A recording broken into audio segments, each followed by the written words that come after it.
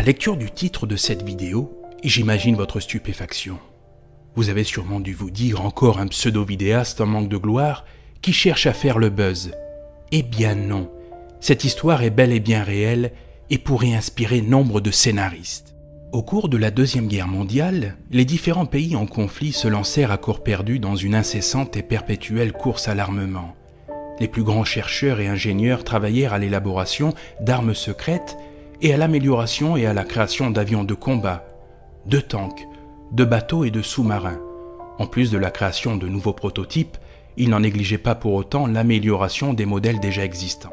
Il est indéniable que certaines de ces améliorations ont dû faciliter la vie des utilisateurs et occupants de ces engins de guerre.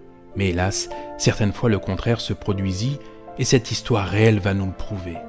Nous allons nous intéresser tout particulièrement aux sous-marins. Tous les officiers et marins redoutent les attaques surprises des sous-marins.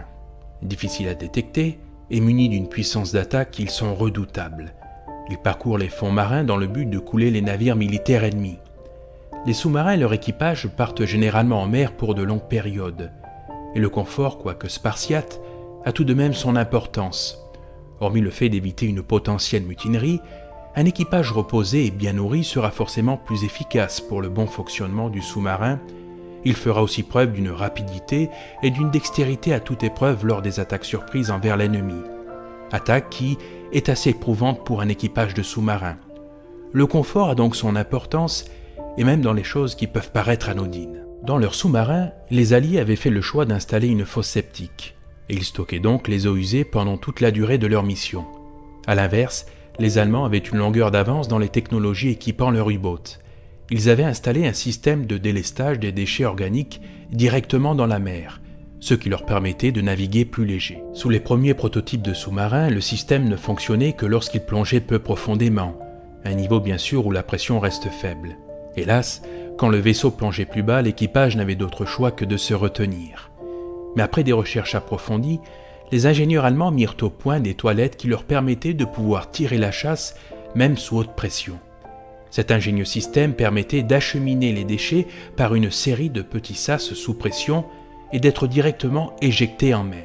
Imaginez que ce système, qui ne manquait pas d'idées, était tellement complexe qu'un opérateur était formé dans chaque sous-marin pour s'assurer de l'ordre exact dans lequel les valves devaient être ouvertes et fermées pour que les eaux partent dans la bonne direction et ne provoquent un dysfonctionnement dans la machinerie ingénieuse et complexe de ce système. Mais un drame se produisit en mer en 1945. Lors d'une mission, le capitaine de sous-marin décide d'aller aux toilettes. N'ayant pas été formé au maniement complexe du système de la chasse d'eau, il appelle l'ingénieur de bord à l'aide. Mais celui-ci actionna la mauvaise pompe, déversant accidentellement un torrent d'eau usée et d'eau de mer dans le sous-marin. Touchant les moteurs électriques, cela provoqua une réaction chimique qui dégagea du dioxyde de chlore.